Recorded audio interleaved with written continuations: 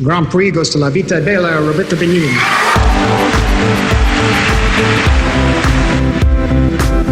J'appelle pas ça voler, j'appelle ça tomber avec panache. You talking to me? Talking to me? The fuck do you think you're talking? À partir d'aujourd'hui, vous ne parlerez que quand on vous parlera, et les premiers et derniers mots qui sortent. Bonsoir à toutes et à tous, bienvenue dans Le Cinéma nous appartient, votre rendez-vous cinéma sur Radio Campus Montpellier. Alors ce soir pour nous accompagner, on a deux nouvelles têtes puisqu'on a Stan, déjà un des habitués de l'émission, mais on a bien sûr Guillaume et Christophe. Bienvenue à vous. Bonsoir. Bonsoir. Les petits nouveaux de l'émission qui découvrent un peu la condition des studios. Alors ce soir on va vous parler de Inherent Vice de Paul Thomas Anderson, de Citizen4 de Laura Poitras, l'Oscar du meilleur documentaire, et Snow in Paradise d'Andrew Hulme. Mais avant de passer à la partie débat, on va passer à la partie actu. Number one news. And here's making news. I'm Susan Ortega. I'm Evan Baxter, and here's what's making news. Buffalo PD's. I'm Evan Baxter, and here's what's making news. Alors première actu pour ce soir, ça va être une actu animation puisque Jim Morris, le président des studios Pixar Animation, a déclaré que le très attendu Toy Story 4, dont on avait déjà parlé dans une émission précédente qui est prévue pour 2017, serait une comédie romantique. Alors il déclare: ce n'est pas le prolongement de la fin de l'histoire de Toy Story 3, ça l'est au niveau temporel, mais il s'agira d'une histoire d'amour. Ce sera une comédie romantique, ça ne se concentrera pas beaucoup sur l'interaction entre les personnages et les enfants. Alors la question que je vous pose ce soir, messieurs, c'est: Disney et Pixar sont-ils en train de détruire notre enfance avec ce Toy Story 4 ? Très bonne question, je dirais. Parce que je pense qu'on a tous plus ou moins grandi avec les Toy Story. Oui. Je pense que le problème, c'est que maintenant qu'on a vieilli, peut-être on aura un peu plus de mal à accepter un quatrième volet, surtout que peut-être qu'on n'arrivera tout simplement pas à retrouver autant de passion qu'on a pu avoir en regardant les trois premiers. Donc je pense que ça s'adressera plus à une nouvelle génération d'enfants qu'à la nôtre. Surtout avec l'annonce qu'ils ont l'air de donner, si on retrouve même pas les personnages qu'ont fait le charme des trois premiers, ça risque d'être un peu du coup la comédie romantique sera quoi ? Sera entre des jouets c'est un peu le mystère en fait. Ouais. Il a pas trop donné d'indication, mais je pense que ça sera peut-être une histoire d'amour entre Woody et Buzz l'éclair. Ouais.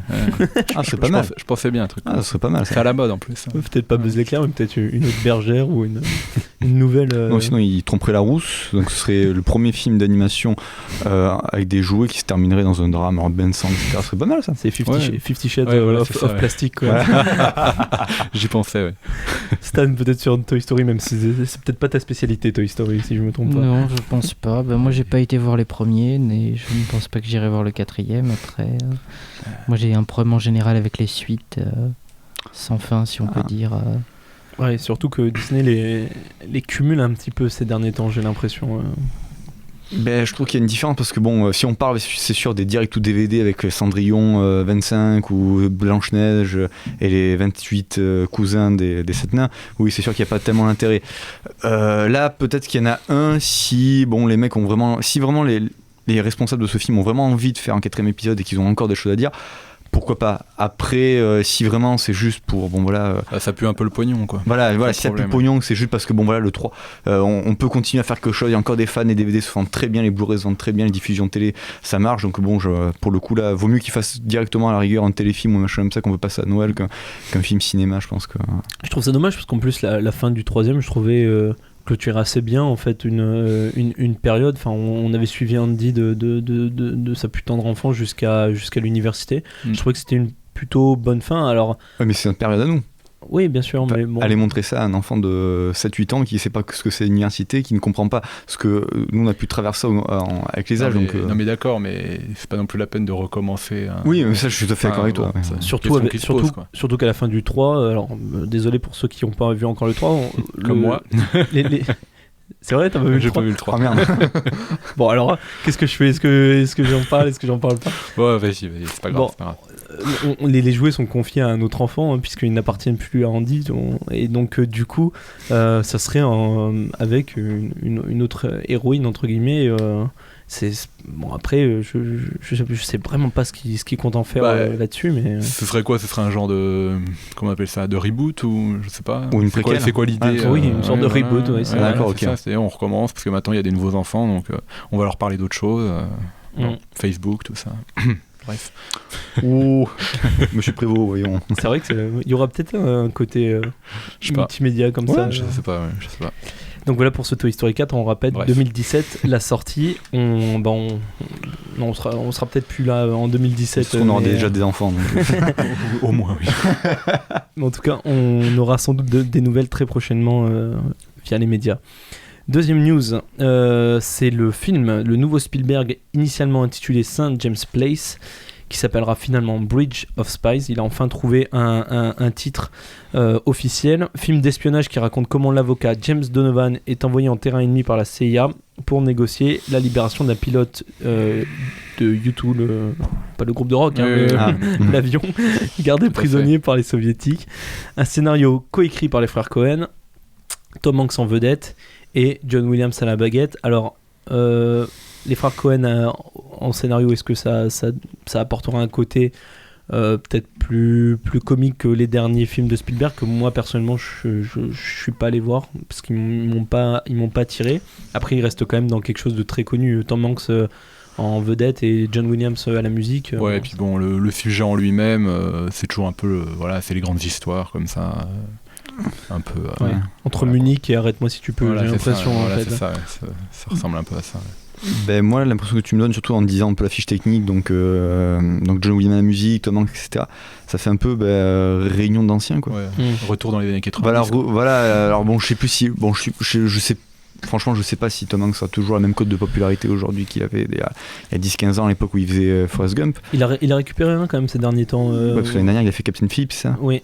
Qui avait plutôt bien marché aux États-Unis. Le rôle est intéressant. Il avait été dans la liste des nominés pour les Oscars. Je crois. Oui. Après, qu'est-ce qu'il a fait dernièrement Toy Story 3.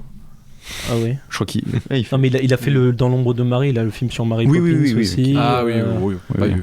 Mais même plus récemment, il a dû faire un film. Mais je crois que c'est son dernier film, ça, Dans l'ombre de Marie, qui paraît-il était un très bon film. Ah bon. Non mais c'est qui Moi j'ai eu. C'est Kevin qui va dire. Spécial dédicace. Ouais, voilà. On t'embrasse.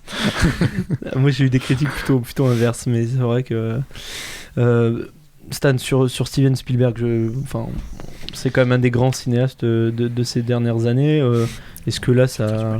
C'était un grand cinéaste pour moi, justement. C'était.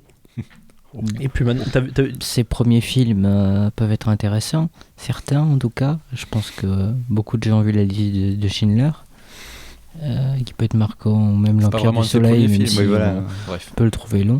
Et ça dépend ce qu'on appelle premier film. En tout cas, ces derniers ne m'ont pas spécialement attiré, donc je n'ai pas été les voir et je suis sceptique sur le retour de Spielberg. C'est vrai que moi aussi je suis pas allé voir les films. Il y en a qui sont allés voir. Il a fait quoi dernièrement? Lincoln, il me semble. Lincoln était pas mal. Cheval de guerre. Cheval de guerre, j'ai pas vu, mais Tintin. Il a fait Tintin. Ah oui, c'est vrai. Bon, alors j'allais chercher quel est le dernier Spielberg que j'avais vu, mais en fait c'est Tintin. Mais là c'est encore un autre genre parce qu'il y avait de l'animation, c'était un autre projet. Mais il était plutôt sympa. Oui, j'avais trouvé. J'avais plutôt aimé aussi, mais après c'est vrai que j'ai l'impression que Spielberg, ça date de quand? Arrête-moi si tu peux, si je dis pas de bêtises. 2002 je crois. Je pensais 2004. Son dernier bon film. 2002 je crois. 2002-2003. Peut-être. Il est bien vieux. En tout cas c'est bientôt plus de 10 ans quoi, et voire plus de 10 ans même déjà. Et c'est vrai que Spielberg à la baguette dans un thriller, ça fait, ou en tout cas un film d'espionnage, ça fait bizarre quoi, d'entendre ça. J'ai l'impression qu'il est un peu passé à autre chose. Après c'est vrai que je peux pas juger, j'ai pas vu Lincoln, je sais pas vraiment ce qu'il vaut en termes de réalisation, mais j'ai l'impression que maintenant il est plutôt bon, enfin de mon point de vue. J'ai l'impression, alors vous allez me dire si c'est quelque chose de purement personnel, mais j'ai l'impression que maintenant quand on annonce le nouveau film de Spielberg, il y a peut-être pas tout l'engouement qu'il y avait par le passé. Il y a beaucoup déçus. Oui, parce que il est pas tout jeune, et puis sa période de gloire, on va dire, a un peu passé malgré tout. Même si Lincoln était bon, c'est quand même pas. C'est plus différent, quoi. c'est un peu comme tous ces grands metteurs en scène que tu dis, qui ont eu une période de gloire et qui terminent leur carrière soit en essayant un peu plan-plan, je suis installé, je suis installé, je continue à faire ce que j'ai déjà fait depuis 10 ou 15 ans. Bon, par exemple, mais on peut même comparer entre guillemets un peu à Hitchcock, parce que Hitchcock, pareil, ses derniers films, il y a pas longtemps, j'ai revu Leto, qui est un de ses tout derniers films début des années 70. Ça a pris quand même c'est fait coup de vieux. Bon, j'ai vu parce qu'il y avait Frédéric Stafford dedans, j'aime beaucoup Frédéric Stafford, mais sinon ça a vraiment pris un coup de vieux. Puis bon voilà, on sent que pareil, en plus c'est un thriller d'espionnage et tout, donc c'est ça qui était intéressant, mais pareil quoi, c'est en gros il essaie plus ou moins de moderniser sa mise en scène, mais tout en gardant son côté tout tourné en studio, etc. Et ça en donne un film qui est passionnant par son histoire, mais qui paraît long, et c'est ça qui peut être le problème avec certains de ces des grands derniers metteurs en scène qui ont connu leur âge d'or et qui continuent sur une carrière plan-plan. Alors peut-être dans quelques années ils vont sortir un très grand film et qu'on dit c'était ça Spielberg. En tout cas faut pas oublier non plus les grands films qu'il nous a donnés, les grands chefs-d'œuvre qu'il nous a donnés. Donc Après, c'est un peu aussi le risque que prend Spielberg, et voire même les frères Cohen en écrivant ce scénario. Est-ce qu'autour de cette histoire, ils vont réussir à avoir quelque chose de passionnant dans cette démarche de l'avocat qui se déroule. C'est quand même Spielberg et frères Cohen, donc c'est pas des petits branleurs, quoi. Après, est-ce que c'est un argument commercial ou pas ? Il faut chercher. Parce que c'est sûr que ça fait saliver de voir Spielberg et les frères Cohen ensemble, mais est-ce qu'il y a une vraie raison à cela, artistique, ou est-ce que c'est parce que ça fonctionne bien au niveau je pense que c'est plutôt entre guillemets pour faire un film entre copains. Moi c'est comme ça que j'ai vu aussi le truc. Mais c'est sûr que la publicité, je pense que axera énormément sur la rencontre Spielberg-Cohen. Moi j'ai pas de mémoire, mais je me demande s'ils ont pas déjà bossé ensemble. Est-ce qu'ils ont déjà bossé ensemble ? Alors là, pour le coup, je reconnais que les Spielberg, comme toi, je me suis arrêté à... Arrête-moi si tu peux. Non, encore, j'ai vu La Guerre des Mondes, et j'ai vu le Tintin, mais encore La Guerre des Mondes, ça fait très longtemps que j'ai plus vu. La dernière fois que j'ai vu, j'avais avoir 12 ans. Ils ont peut-être déjà bossé ensemble, on se renseignera pendant la pause musicale, on reviendra sur ça. Oui, ça peut être intéressant. Et dernière news, enfin pas dernière news parce qu'après je laisserai la parole à Stan pour une news un peu particulière. Ça va être très rapide, je sais même pas si vous allez vouloir rebondir sur ça. C'est encore du nouveau pour Woody Allen. J'ai l'impression qu'on a à peu près Woody Allen toutes les 3 semaines dans l'émission. On parlait d'Irrational Man, le prochain film qui là vient d'être terminé, qui va sortir courant de l'an prochain en France sans doute, avec Joaquin Phoenix et Emma Watson. Et déjà Woody Allen, un nouveau projet, aucun scénario, aucun titre, rien, si ce n'est que Kristen Stewart, Bruce Willis et Jesse Eisenberg feront partie de son prochain projet. Les 2 premiers acteurs sont assez novices chez Woody Allen puisqu'ils n'ont jamais tourné avec lui. Jesse Eisenberg, il avait déjà tourné dans To Rome With Love, dans un des segments du film qui moi m'avait plutôt convaincu, sous la houlette de Woody Allen. Après Bruce Willis et Kristen Stewart, je suis un peu plus dubitatif. Et puis après Woody Allen, j'ai l'impression que c'est un film une année, plutôt une année un film. Et que voilà, de toute manière on peut pas en dire grand chose. Après je sais pas si vous, Woody Allen ces derniers temps, c'est peut-être pas votre cinéma. J'ai jamais regardé de Woody Allen. Alors, par contre ça me fait sourire quand tu dis par rapport à Bruce Willis, parce que on va pas se cacher, Bruce Willis il cachetonne depuis 5-6 ans. Oui, mais en même temps, il fait comme tu dis, des films un peu grand spectacle et il fait des apparitions pour toucher du fric. Mais en même temps, moi je me rappelle de Moonrise Kingdom qui est sorti il y a 3 ans maintenant, où il est dans les films de Wes Anderson. Il a, je sais pas, à peu près tous les 1 an et demi. Mais c'est bien. Un film particulier. J'ai l'impression qu'il y a aussi une autre tournure pour Bruce Willis, peut-être en fin de carrière aussi. Il essaie peut-être de varier un peu. Mais voilà. Puis voilà, je pense qu'il a quand même du respect pour lui-même, donc il essaie de se dire je vais faire des films un peu. Je pense qu'en fin de carrière, il fait plus exigeant. Voilà, il fait peut-être des films qui l'intéressent plus d'un côté artistique ou tenter autre chose, et que d'un autre côté, pour vivre sa vie correctement, on va dire. Même si je pense que Bruce Willis n'a pas trop de problèmes à ce niveau-là, il va faire une apparition dans Fast and Furious 25, Expandables 60, j'en sais rien, mais je veux dire. Mais par rapport en fait à Bruce Willis, en fait c'est le côté Ikashen, c'est parce que c'est ce qu'avait dit plus ou moins Stallone, et c'était la raison pourquoi Stallone n'avait pas voulu de lui dans Expendables 3, parce qu'il disait que en gros un jour il est arrivé sur le plateau, il disait oui vous savez moi les films, je suis là, il y a des explosions, je fais Mario et je touche du pognon quoi. Alors que Stallone ne cachetonne pas du tout par contre. On était allé voir ensemble le gros plan, il est plus précis Stallone. Oui mais d'accord, on va pas recommencer on va pas reparler là. Voilà, parce que ça c'est un débat sans fin, mais bon voilà. Non, puis on a gueulé à la fin du film. On est à la radio là. On était à la radio. On n'est pas de copains quand même. Oui. C'est le Muppet Show ce soir en fait. Stan, je sais pas sur Woody Allen, t'as peut-être pas de. On en avait déjà parlé nous ensemble, il me semble, sur déjà Emma Stone et Joaquin Phoenix. Il y a quelques semaines quand même. Mais après Woody Allen, est-ce qu'il se renouvelle vraiment ? Pour moi, il fait partie de. C'est entre guillemets auteurs du passé qui se sont fait un nom et en profitent pour refaire des films, mais n'ont plus forcément grand chose à dire. C'est vrai que depuis, moi je suis peut-être un des rares à avoir encore apprécié To Rome With Love. Je trouve que là ça fait 3-4 ans du coup que le film est sorti. C'est vrai que je suis assez d'accord sur ces derniers films en termes d'écriture, de réalisation, c'est un peu faible. Après Irrational Man, ça dépend comment il sera tourné. Ça avait l'air, on en avait parlé, de se rapprocher de Matchpoint un peu dans le style. Après, en vue du casting, Kristen Stewart, on l'a vu, elle avait tourné dans Six Maria, elle a même eu un César pour le film. Je me dis peut-être qu'il va peut-être proposer encore quelque chose de nouveau. Au vu du casting, je me dis qu'il y a peut-être quelque chose de particulier. T'as pas l'air d'accord sur... C'est pas un casting moi qui m'attire justement pour voir un film, et Woody Allen il a tendance à prendre des acteurs assez connus quand même.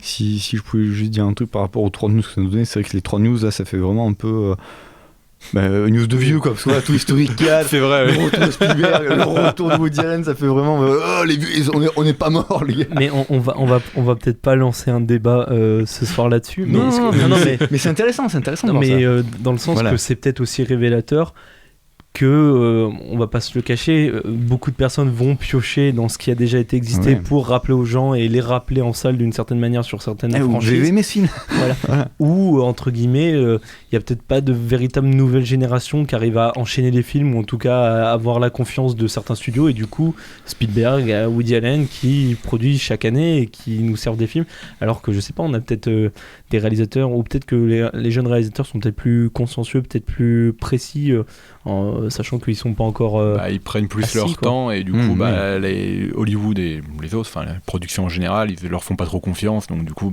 ils ont plus de mal à faire, alors que Spielberg il peut faire un film tous les ans vu que c'est Spielberg quoi. Non mais je trouve que ta remarque est intéressante, parce que justement c'est peut-être aussi révélateur de vraiment de quelque chose sur le cinéma de ces derniers temps.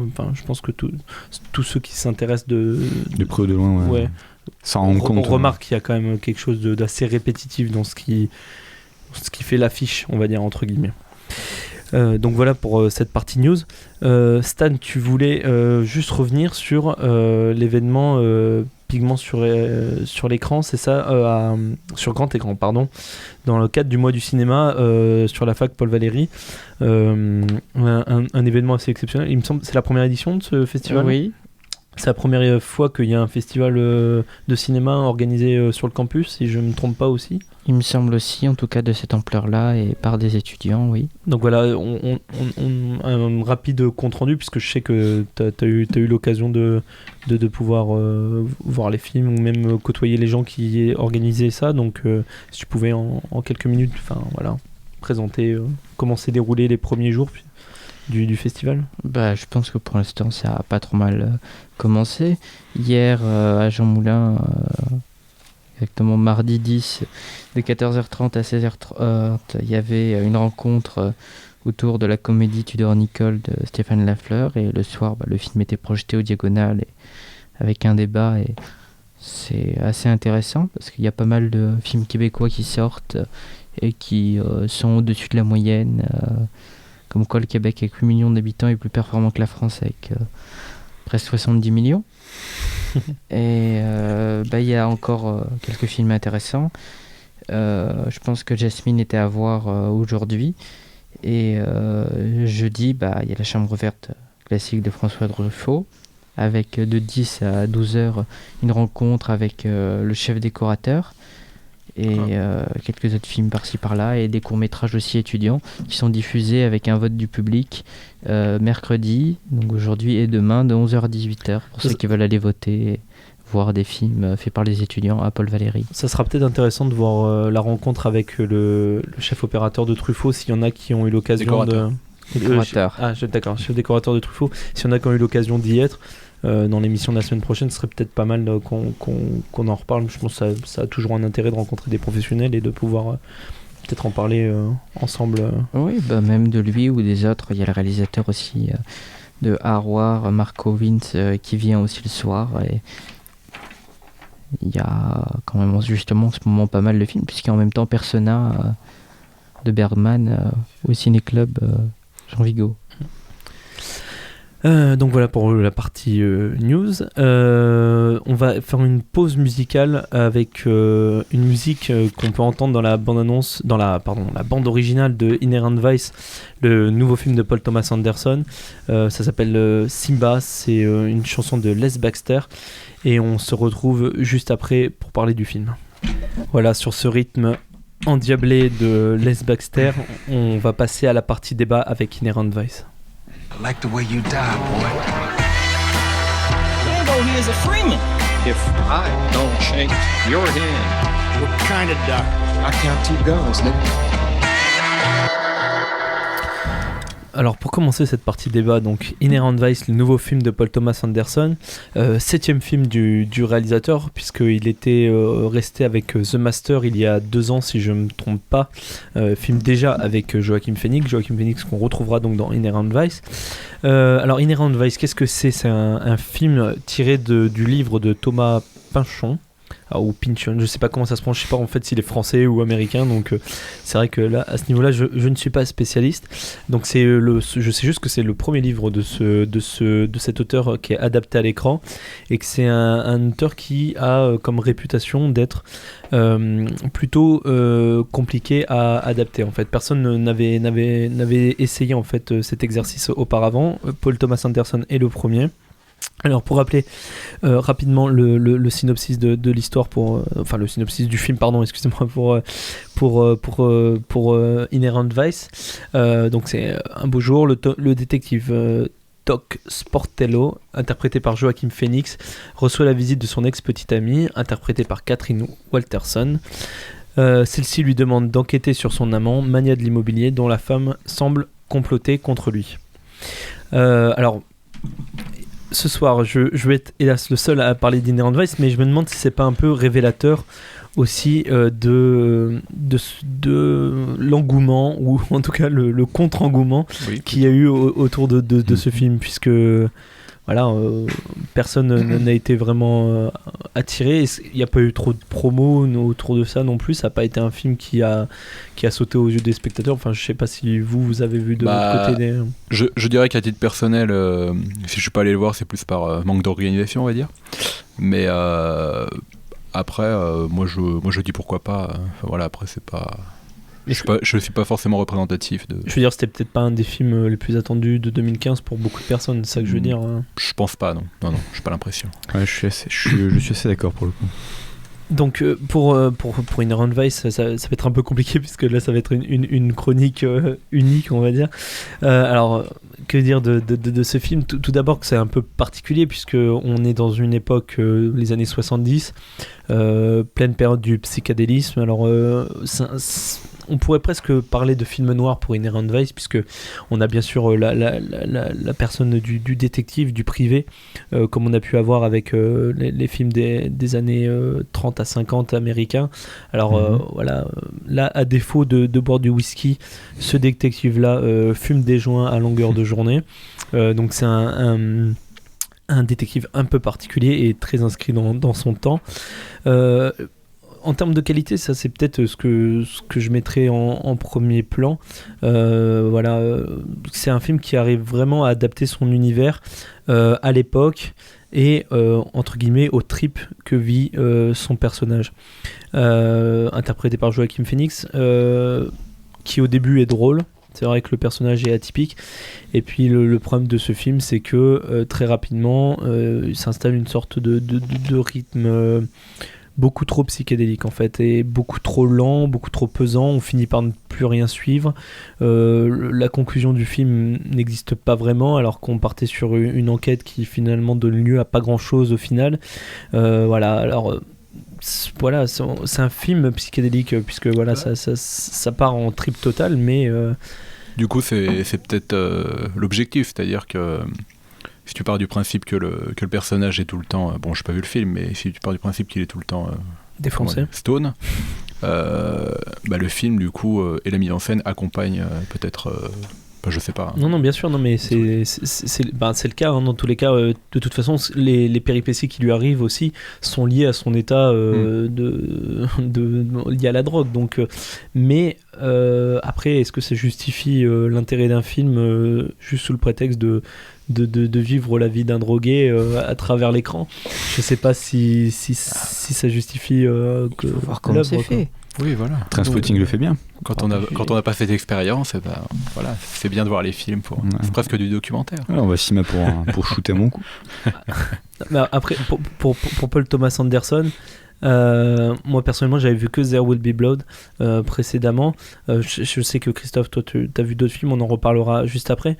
Dans There Will Be Blood, ce que j'avais trouvé intéressant, c'était qui prenait un personnage qui un peu décharné, très particulier aussi au niveau psychologique, et c'est toujours des personnages à contre-courant de ce qui se trame autour d'eux, ou en tout cas dans There Will Be Blood c'était plutôt le personnage à contre-courant qui créait une atmosphère particulière dans le film.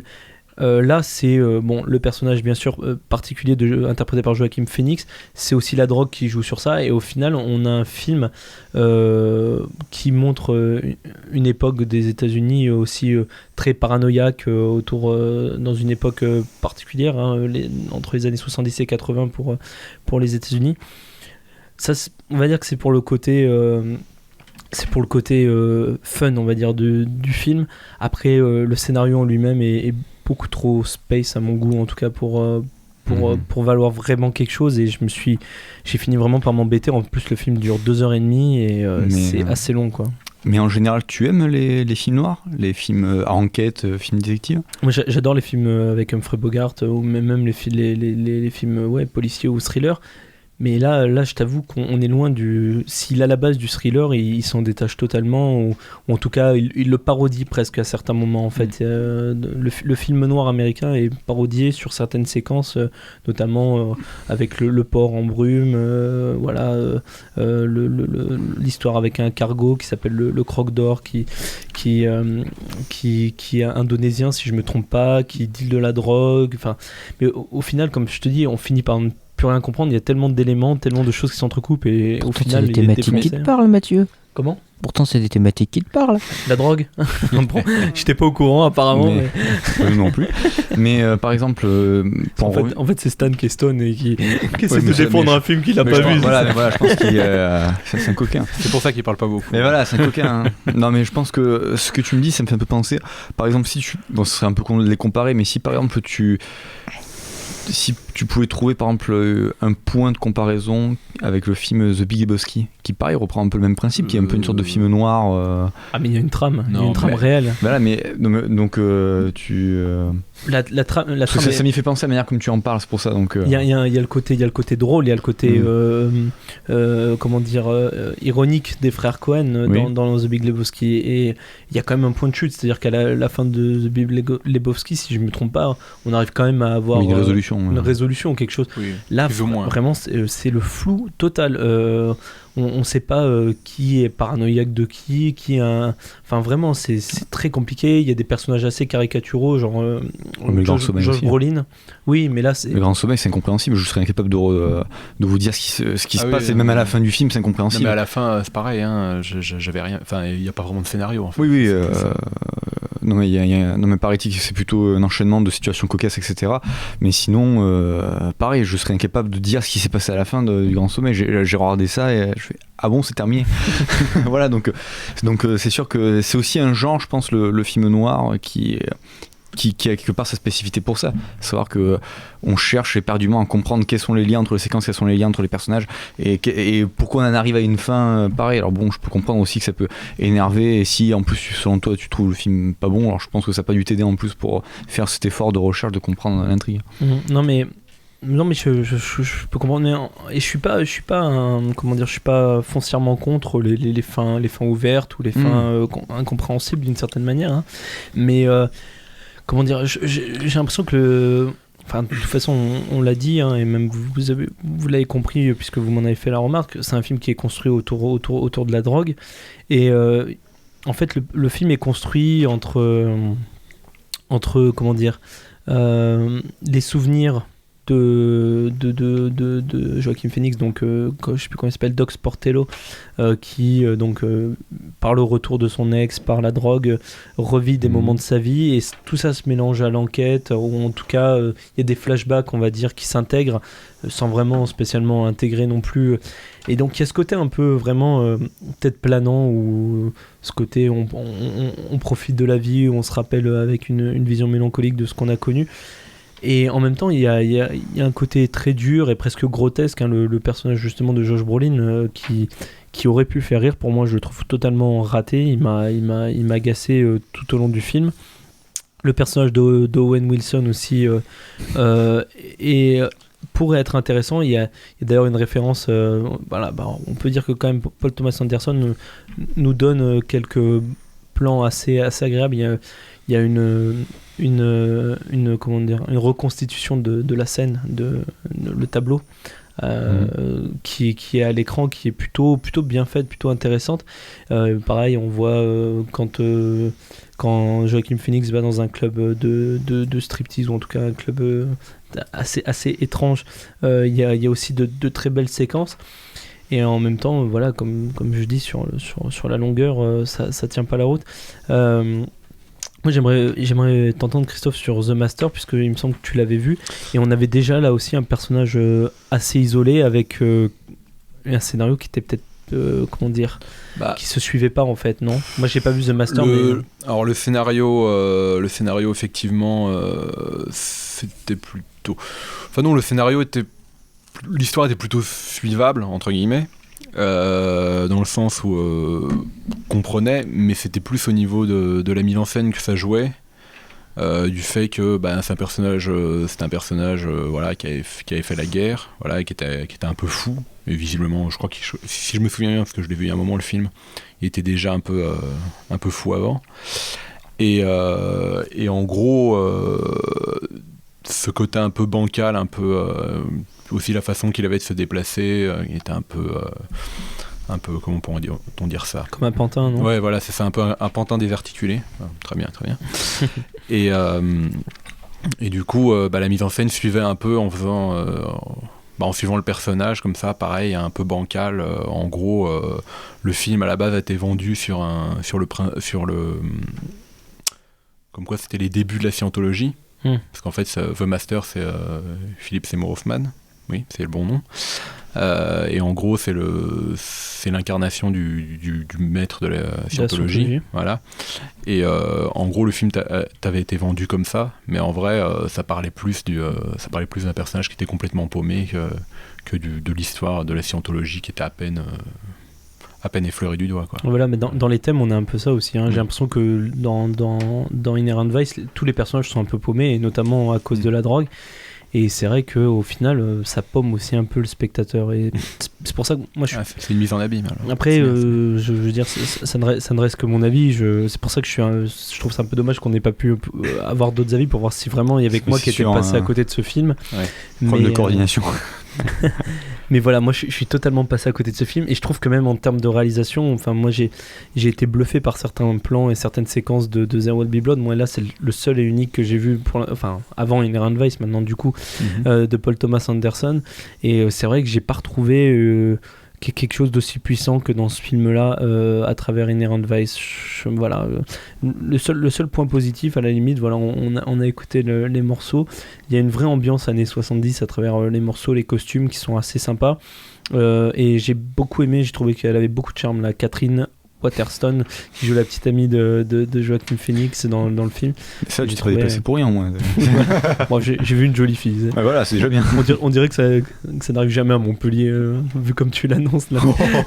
Non, pas du tout. Donc voilà, donc là pour ce premier film de la semaine, j'aurais tendance à pas conseiller Inherent Vice. Après, voilà, j'aurais aimé avoir des retours. D'ailleurs, on peut avoir des retours peut-être de certaines personnes sur la page Facebook ou sur Mixcloud, je sais pas. Voilà. Dites-nous, parce que vraiment, Inherent Vice, vraiment, c'est un des films où... encore sur voilà, on parlait la semaine dernière encore de Réalité où je disais que j'étais passé à côté du film, mais je disais voilà, Quentin Dupieux, je peux comprendre sa démarche, il y a des choses qui m'ont plu, je remets pas en cause sa réalisation. Autant là sur Inherent Vice, j'arrive pas à dire voilà, ce film fait l'objet de quelque chose. J'ai l'impression que il a tenté de refaire ce qui a été fait par le passé et de vivre avec des vieux démons peut-être, et du coup je trouve pas ça spécialement réussi de parodier quelque chose qui a été fait en fait, mais voilà. Donc voilà pour Inherent Vice, premier flop de la semaine, et tout de suite on va écouter la bande-annonce de Citizenfour, le documentaire oscarisé dernièrement, et on revient juste après pour en parler. Laura, at this stage I can offer nothing more than my word. I am a senior government employee in the intelligence community. I hope you understand that contacting you is extremely high risk. For now, know that every border you cross, every purchase you make, every call you dial, every cell phone tower you pass, friend you keep, site you visit, and subject line you type is in the hands of a system whose reach is unlimited, but whose safeguards are not. In the end, if you publish the source material, I will likely be immediately implicated. I ask only that you ensure this information makes it home to the American public. Thank you, and be careful. Citizenfour. Sorry, I don't know anything about you.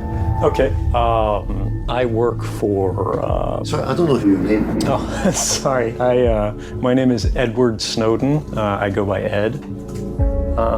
Edward Joseph Snowden's the full name.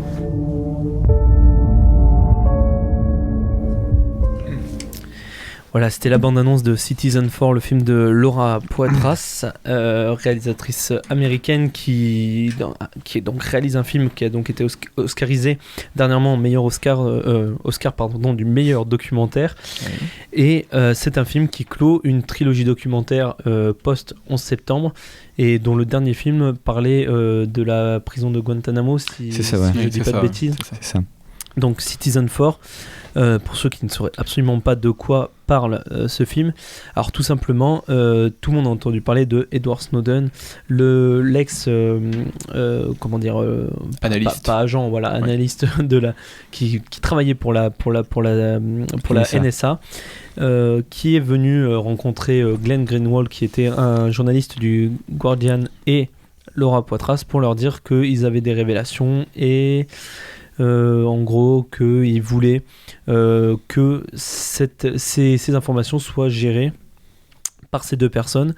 Donc le documentaire suit vraiment les révélations d'Edward Snowden sur la NSA et sur les écoutes notamment du gouvernement américain depuis ses origines jusqu'à encore dernièrement les derniers événements qui se sont déroulés. Alors, film documentaire, là est toute la question, puisque d'après ce que j'ai cru comprendre dans les premières discussions qu'on a, c'est là que ça diverge un peu. Est-ce que ce film est un vrai documentaire ou non? Tout dépend de la perception qu'on a de ça. Qui veut commencer peut-être sur Citizenfour? Guillaume, allez. Mais merci. Alors je connais pas. Alors c'est le premier film donc de la réalisatrice que je vois, Laura Poitras, merci. De Laura Poitras que je vois, et je reconnais que l'histoire est vraiment très prenante. Je veux dire, on rentre vraiment dans un truc dont on s'attendait absolument pas. C'est quelque chose qui a défrayé la chronique, hein, de toute façon. Ça a été une information importante. Tout le monde a été touché entre guillemets par l'information Edward Snowden. En plus, c'est un film qui, en plus dans sa première partie, prend le temps de bien nous expliquer ce qu'est la NSA et surtout finalement quelle est la mission de la NSA et tout le côté un peu paranoïaque qu'il y a derrière. Alors, je trouvais le début du film moi, un peu facile en fait. Non mais j'ai failli m'endormir dès le début. C'est le truc de base, un peu pédagogique, on introduit. Très académique. Voilà. Et surtout, c'est à partir du moment où il rencontre Snowden, rencontre Snowden que là ça part vraiment. Et surtout le début où ils expliquent là que Yahoo, Apple, Google, tout ça sont touchés. Je trouve, je vais pas dire qu'il n'y a pas de cohérence, parce que bien sûr qu'il y a une cohérence, c'est ça qui donne les origines de tout, mais je sais pas, ça m'a un peu perdu. Je pense que le début du film, c'est peut-être dommage la façon dont elle a construit le début de son film. Je trouve que, je demande pas que Edward Snowden apparaisse dès le premier plan, mais j'ai trouvé ça un peu maladroit par rapport au reste de... C'est ça finalement qui était un peu troublant moi, lors de la mise en scène, c'est que Snowden, en admettant qu'il arrive à partir de combien, à partir de la 30e, 35e minute à peu près. Ah bon, si tard? Non, avant. Moi je dirais au bout d'un quart d'heure. Un quart d'heure, 20 minutes. Moi ça me paraît quand même beaucoup plus long que ça, parce que c'est là que le problème finalement que j'ai eu, c'est que d'accord, on est face à un documentaire, mais la manière dont c'est monté, la manière dont c'est découpé, et la manière apparemment dont c'est filmé, j'ai eu l'impression de me retrouver face à limite à un thriller, comme si ils s'étaient inspirés de faits réels et qu'ils avaient retourné tout ça. Même à des moments je me suis même posé la question, est-ce que ce qu'on était en train de voir était vrai, ou est-ce que c'était pas entre guillemets rejoué? Moi je m'étais peu renseigné sur le truc, mais les échos que j'en avais eu, j'avais cru comprendre, mais visiblement c'est pas ça, qu'en fait c'était visiblement lui qui rejouait ces trucs. Mais après ça c'était comme je l'avais compris, mais visiblement c'est pas le cas, c'était bien, elle l'a bien filmé en direct. Mais c'est ça qui... truc, mais c'est de l'instant, enfin moi en tout cas je pense que c'est de l'instant. Ça se voit. Non mais c'est sûr. Toi tu parles plus dans la façon de filmer. Dans la façon de filmer. Justement moi le débat sur est-ce que c'est un vrai film Citizen4, autant comme tu dis, en plus le producteur exécutif du film, je sais pas si vous avez fait attention, c'est Steven Soderbergh, qui a été un peu spécialiste du thriller, enfin en tout cas du film, on connaît Ocean 11 ou même là plus récemment Effet secondaire, qui était un peu aussi dans le complot autour de la pharmaceutique. Moi, donc au niveau de la construction, c'est-à-dire vraiment pure du film, la façon dont on ajoute des éléments, le montage, tout ça se construit sur le thriller, mais en termes de réalisation pure, moi je trouve que c'est quelque chose qui est pas très cinématographique. Je trouve que la réalisation est plutôt simple, avec des zooms, des cadrages. À la base, en gros, elle le filme dans sa chambre sur comment on appelle ça, pendant la période où il commence à balancer l'histoire. Et forcément, en gros, elle pose sa caméra et puis elle le laisse parler, quoi. C'est donc, presque une caméra d'intervieweur de télé, quoi. C'est ça, c'est un peu ça le principe. Donc oui, c'est sûr qu'elle peut pas non plus, comme c'est plus ou moins du direct et qu'en plus c'est des trucs qui les touchent directement, elle peut pas non plus. Je suis d'accord avec toi, mais moi il y a un plan qui m'a surpris, c'est au moment où il a fait l'interview qui était passée à la télé, qui comprend plus ou moins que il est dans la merde, parce que l'interview, c'est-à-dire quand il a montré son visage, la première fois qu'il montre son visage, qui comprend qu'il est dans la merde parce qu'il y a tous les services qu'il recherche. Il y a un plan il savait, pardon. Il y a un plan qui m'a surpris, c'est qu'à un moment donné, donc il est dans sa chambre, il regarde donc sa chambre d'hôtel, il se dirige vers la fenêtre, il pousse un peu les rideaux, il regarde la fenêtre. Donc on a tous un plan ensemble. Il y a un montage sur la vue extérieure. Et ensuite on a son point de vue de lui en train de voir. Et c'est là que ça... Oui, le point de vue subjectif. Voilà, et là je me suis dit, il y a un problème là. Mais je me demande s'il n'y a pas un déclic à un moment aussi dans le film où ça prend peut-être une tournure un peu moins justement interview face à face avec simplement. C'est là que le film est vraiment. Parce qu'il y a certains, je sais pas si vous vous rappelez, où quand Snowden commence à avoir une sorte de personnalité publique, on a des plans où il est devant sa glace, il se coiffe, il prend soin.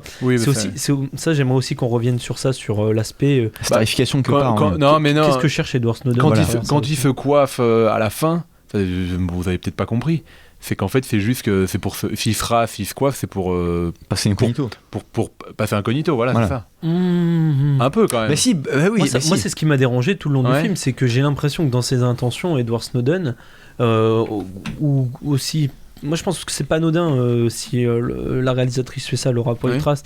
Je me demande si Edward Snowden il cherche pas à devenir une personnalité publique aussi. Quand il dit les autres essaient de le rassurer sur qu'est-ce qui va se passer auprès de ma famille, comment on va révéler mon identité, j'ai pas envie de me cacher.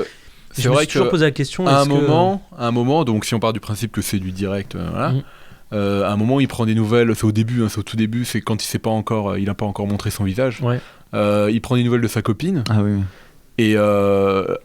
Et il les prend en direct, il apprend que la police est venue, machin, et on le sent qu'il est un peu brûlé, mais il est pas non plus... Bon, après, je veux dire, chacun a les émotions qu'il peut, enfin, il est pas forcément obligé de se mettre à pleurer devant un truc et tout, ça, je suis d'accord, mais c'est vrai qu'on le sent moyen concerné, même dans la façon dont il en parle, en fait. Il fait, il y a un autre moment où il dit, ça va, ma copine est encore en vie, heureusement, machin, voilà.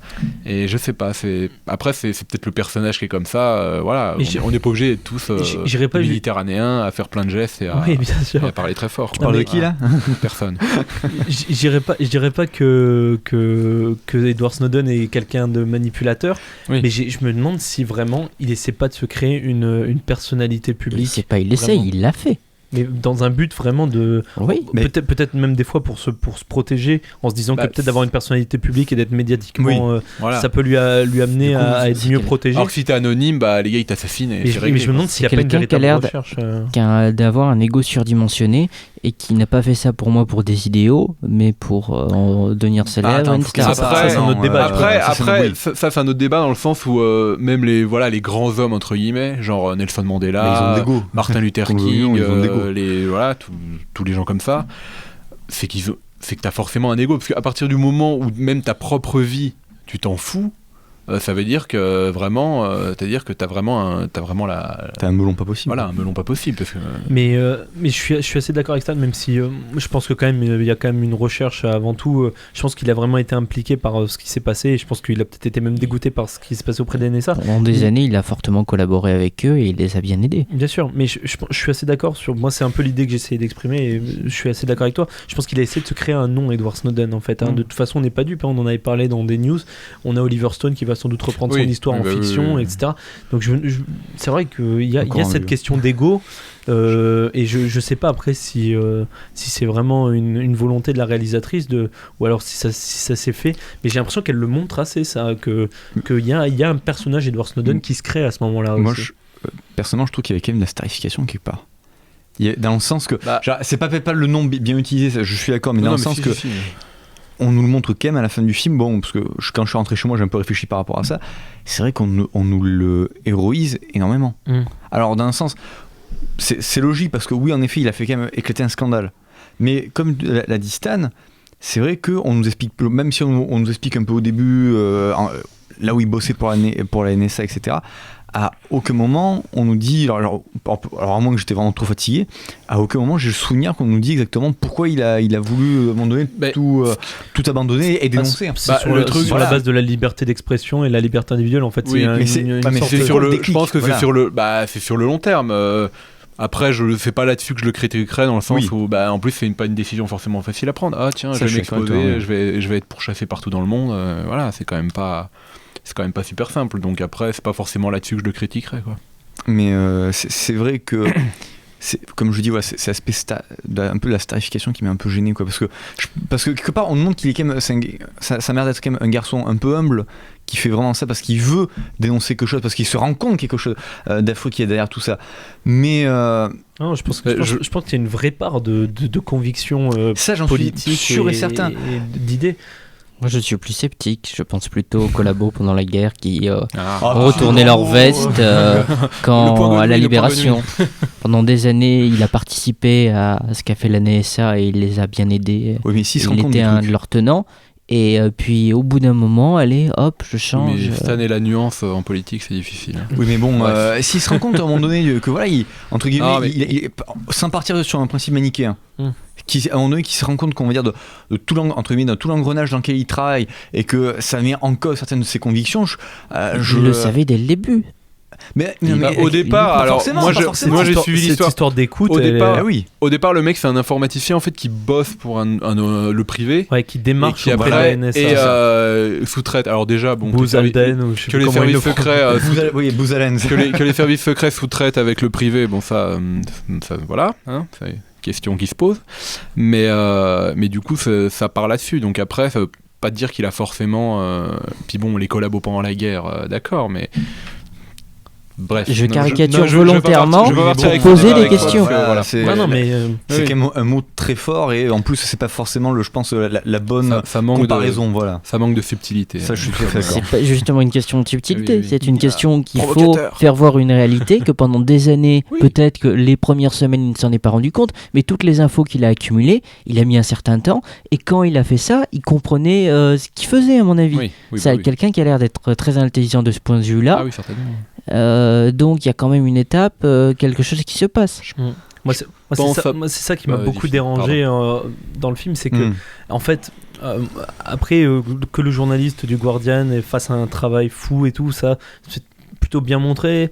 Moi, le problème, c'est la proximité que prend la réalisatrice avec Edward Snowden et qui rentre d'une certaine manière dans son intimité, dans le jeu d'Edward Snowden. On avait déjà eu ce débat sur Red Army avec la relation du documentariste avec Slava Fetisov, qui était aussi quelqu'un, même si là, il est clairement manipulateur, Slava Fetisov. Edward Snowden l'est un peu moins, c'est plus sous-jacent, c'est quelque chose de plus subtil.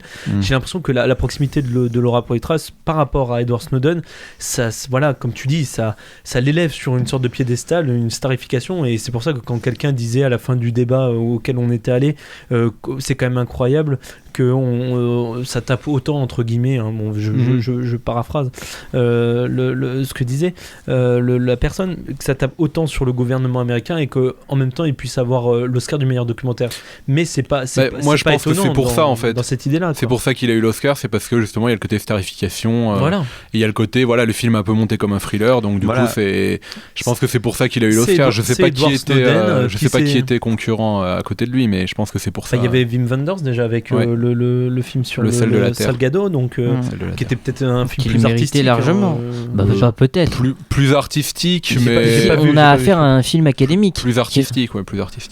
Mais je pense que finalement c'est le documentaire aussi, c'est le fond, enfin il y a pas que la forme qui est notée aussi, oui, c'est le fond, surtout aux Oscars, je pense. Voilà, oui, surtout aux Oscars. Après le parti pris, je pense de monter ça comme un thriller, que part si on y réfléchit bien, c'est pas inintéressant. C'est pas inintéressant, mais surtout c'est bougrement intelligent parce que c'est pour te mettre en empathie avec le personnage en fait. Le spectateur lambda, pardon. Oui. Il va pas aller voir un documentaire avec un mec qui on va lui parler de. Si par exemple ça avait été un truc vraiment hyper classique, ou peut-être nous donc public, on n'arrive pas à avoir de l'empathie, là c'est génial parce qu'on est face à un documentaire, mais c'est quand même monté comme étant un frère, donc c'est-à-dire que tout le monde peut aller le voir. Donc je pense que c'est aussi peut-être pour ça qu'il a eu l'Oscar, c'est que quelque part tout le monde peut aller le voir. Surtout quand on sait les difficultés qu'ont les gens à se déplacer pour aller voir des documentaires. Oui, voilà, d'accord, à part Rétréavoir qui fait 2 millions d'entrées, bon voilà, c'est un des rares exemples. Non mais des gamins. C'était des gamins, voilà. Prenons l'exemple de Michael Moore, je pense que tout le monde a vu au moins un film de Michael Moore, si ce n'est Fahrenheit 9/11, voire Bowling for Columbine. Les Michael Moore, oui, mais dans le sens qu'il y a aussi une construction presque interactive entre guillemets avec Michael Moore, c'est-à-dire qu'il y a du dessin animé de Matt Groening si je me souviens bien, t'as des interviews de Marilyn Manson, t'as une narration puis lui il fait comment toucher les gens, quoi. Voilà, c'est ça. C'était pour rebondir entre guillemets sur le fait que le documentaire était construit de manière à attirer l'intérêt du public. Oui, pour vite revenir sur moi, je pense que aussi la différence c'est que il est quand même très marketable. Et en plus très marketable, il est d'actualité en plus. En plus il est d'actualité. En plus voilà, si on prend des films comme Bowling for Columbine ou Fahrenheit 9/11, ils sortent à une période où en France, c'est peut-être une période où on a été le plus entre guillemets anti-américain. Voilà, c'est la guerre en France. Oui, en France. Voilà, en France, je parle en France. Pense pas qu'à la France, je pense quand tu fais ça. Oui, mais je parle pour box-office français. Ça pas voilà, on était le plus anti-américain, ce genre de choses, ça y joue. Donc c'est sûr que les gens sont allés le voir. Oui, mais entre guillemets, il l'a aussi fait aux États-Unis. Enfin, après, je sais pas si le débat il a marché. Mais c'est aussi des périodes où c'était un choc. Bowling for Columbine, c'était Fahrenheit 9/11, les attentats du 11 septembre. Il marche ces films aux États-Unis ou pas trop? Le problème, c'est que les documentaires, ça a du mal. Et en plus, déjà, Michael Moore, il est éticqué un peu, un peu communiste. C'est un peu compliqué. Mais oui, c'est vrai que ça s'adresse peut-être plus à un public européen, mais c'était quand même des sujets. Là, on est dans la continuité. Je sais pas si Citizen Force, son Oscar lui permettra d'avoir des spectateurs là-bas, mais en tout cas, on suppose que oui, quand même. Les Oscars, ça vient des États-Unis. Bon, quand tu sais que Birdman était quand même un peu diffusé dans cette salle et dont 4 à New York, il me semble. Je crois que Des Mineurs c'était un peu le même genre. Je crois qu'il avait pas été très diffusé non plus. C'est très bizarre l'exploitation là-bas par rapport à ce qu'on a en Europe. C'est très, c'est assez bordélique. Ils testent sur des, c'est quoi le truc ? Ils testent sur des villes et selon le succès, ils augmentent. Je crois que c'est ça. En plus, à partir du moment où tu es un cinéma indépendant, c'est exclusivement du festival, je pense. Casté, oui, Sundance, etc. Et des cinémas très particuliers là-bas. T'as pas essentiellement les malls, les centres commerciaux avec cinéma, c'est du pur entertainment. Michael Bay. Voilà. On va rapidement faire un tour de table pour que chacun dise si on conseille ou non Citizen 4 et si vous avez aimé ou non. Guillaume, sur Citizen 4. Pas de blanc. Vous pouvez passer qu'un. Bon, on reviendra sur ça. Et Christophe. Je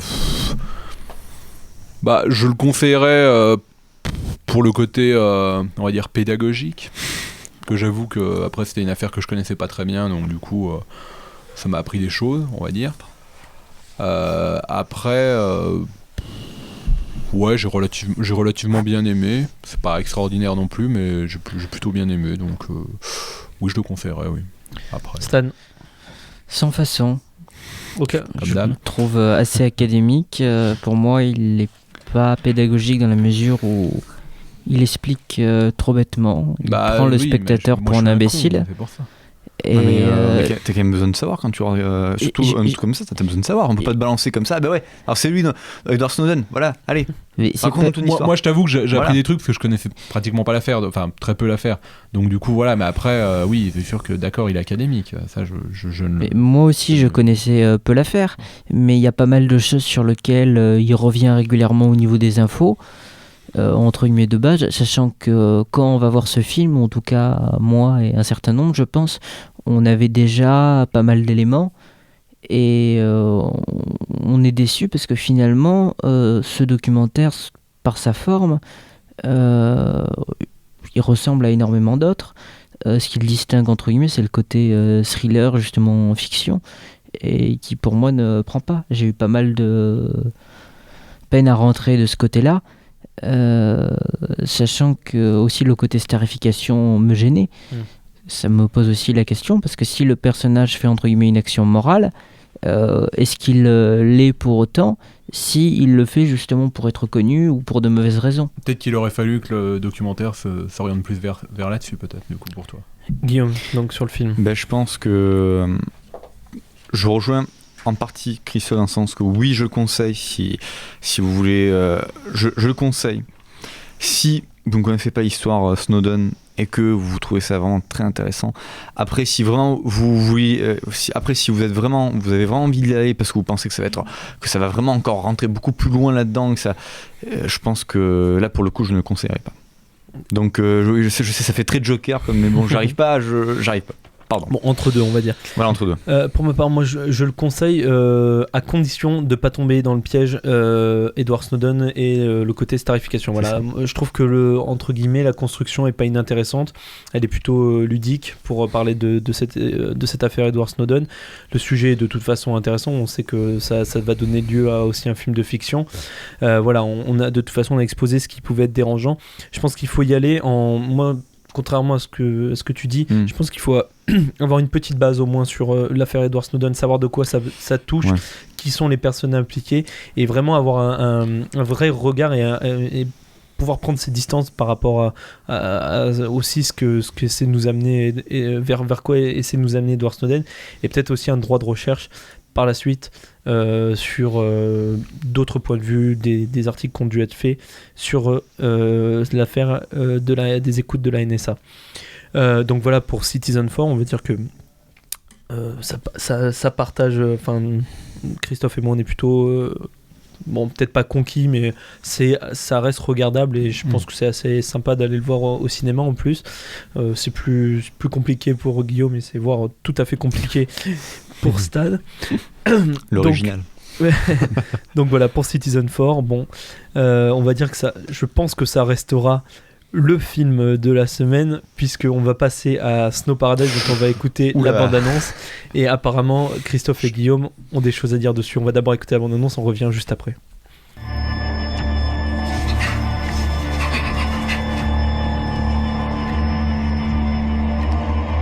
family's about loyalty. When you accept a set of rules, you gotta live by them or face the consequences. You can't back out of contracts. You're with me now. Just a delivery, alright? Oh my God. What are you doing, Dave? Shut up. You want your job, didn't ya? Who's the packing? Leave me mind, do ya? This is a fucking liberty, son. Everything alright? Yeah. Leave a message on me, Bone. Fuck's sakes, mate. Pick up. Got another job for you. I'll see you for a couple of days. Do you know who I'm with? Where you been? And answer your fucking phone when I call ya! Don't let him control you. Just looking for a mate of mine. Name's Tarek. We have many brothers come through here. You seen Tarek? Leave a message on me, Bone. This is what happens when you break the rules. Somebody's got to pay.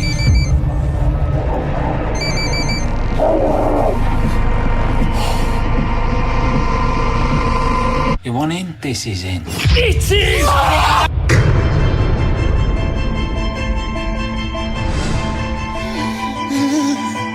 It was my best pal. Thought you could get away with it, didn't ya? In this life, we don't know what's good for us. We need rules. Quran gives us those rules.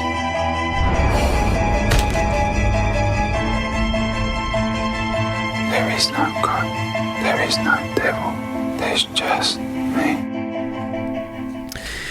Voilà, Snow in Paradise, film britannique, première réalisation du réalisateur Andrew Hulme.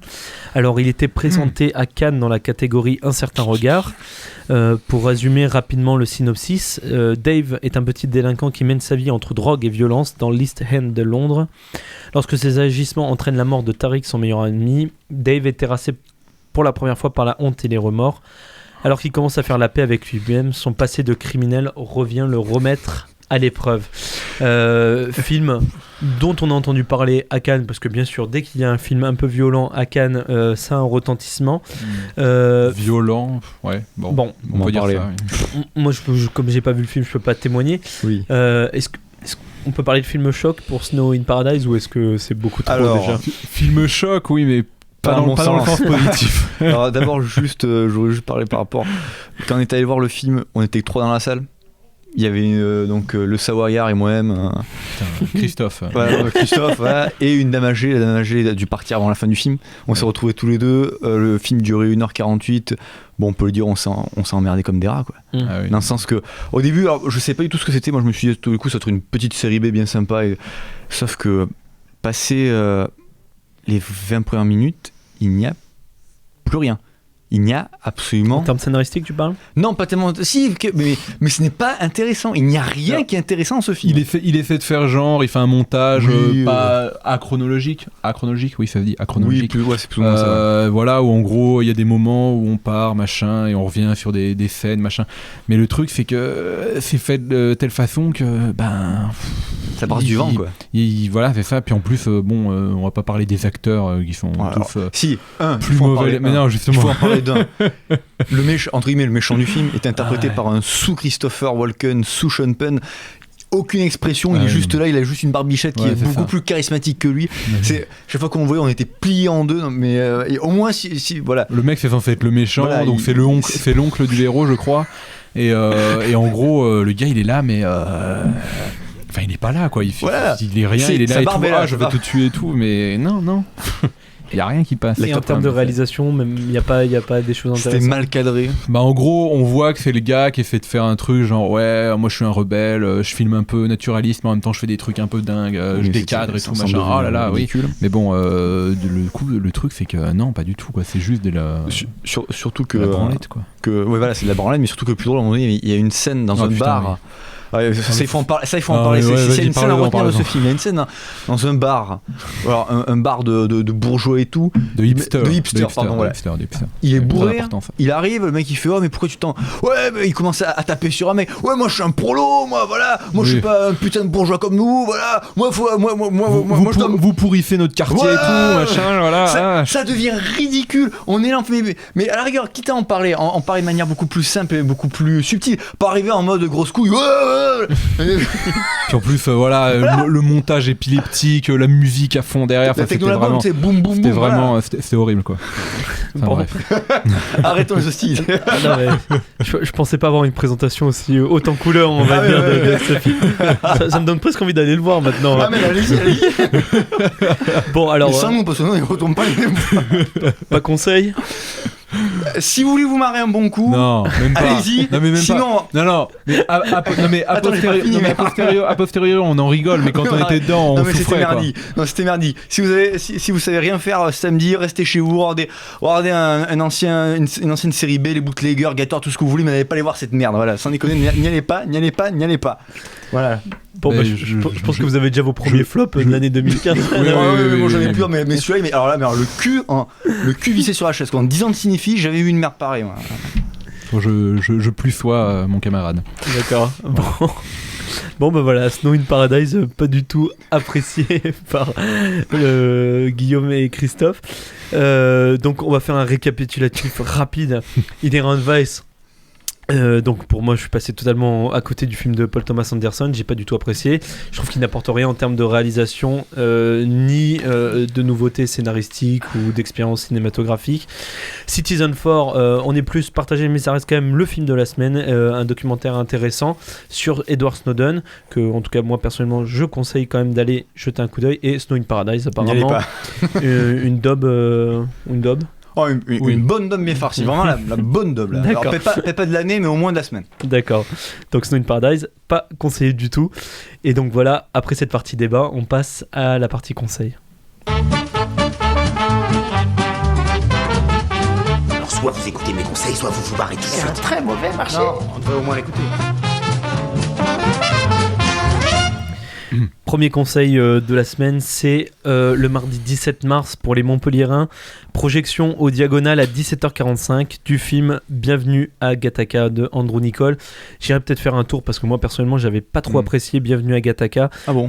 On m'en a reparlé ces derniers temps, donc je me dis peut-être qu'il me faudrait un deuxième visionnage pour que je revoie peut-être le film. Je sais pas si vous l'avez apprécié, Bienvenue à Gattaca. Je l'ai vu il y a bien longtemps, mais j'avais vraiment beaucoup aimé. Moi j'aimais bien, après je l'ai vu relativement jeune, donc pareil, c'est un jugement a peut-être changé, mais voilà. Après je pense qu'au cinéma ça peut t'aider à redécouvrir le film. Je pense aussi. Sous un nouveau jour. Donc mardi 17 mars à 17h45. Est-ce qu'il y en a autour de la table qui ont des conseils Oui. Guillaume. Alors moi c'est pas un conseil ciné, c'est plutôt un conseil DVD Blu-ray. Cette semaine est sorti, je crois, chez Metropolitan Film en combo DVD Blu-ray, le Godzilla de Inoshiro Honda, donc l'original dans son montage d'origine, pas détruit par les Américains, avec en plus en cadeau le retour de Godzilla, donc la première suite des 25 je crois suites qu'il y a eu sur Godzilla. Alors bon, si vous n'avez pas aimé le reboot et si vous n'avez pas aimé l'odieux remake de Roland Emmerich, allez-y parce que c'est un très très bon film. Bon, il a peut-être un peu vieilli, mais c'est vraiment un très bon film qui vous apportera plein de choses, et vraiment je pense que c'est vraiment un truc à voir dans sa vie, quoi. C'est vraiment un film à voir dans sa vie. Stan, peut-être un conseil cette semaine, non ? Cette semaine, non, mais je pense qu'on pourrait peut-être parler de Martyr, qui n'est pas de suite, et du coup le 2 avril, avec le réalisateur qui vient, et c'est vraiment une séance où je pense on peut avoir un débat constructif avec le réalisateur. On aura l'occasion d'en parler, mais oui, 2 avril, projection du film Martyr à l'Utopia, séance à 20h30, mais venez en avance si vous voulez avoir des places. Pascal Logier sera sans doute présent lors de cette projection. J'allais oublier, il y a aussi la ressortie, il est ressorti la semaine dernière, je ne sais pas si vous avez fait la pub, 2 heures vers le grec. Non, c'est vrai, mais oui, j'ai vu qu'il était ressorti. Il est ressorti, moi je suis allé le voir, c'était vraiment génial. Christophe, pas de conseils Là, non. Non. Cette semaine, non, pas trop. Vous avez déjà tout dit, quoi. D'accord.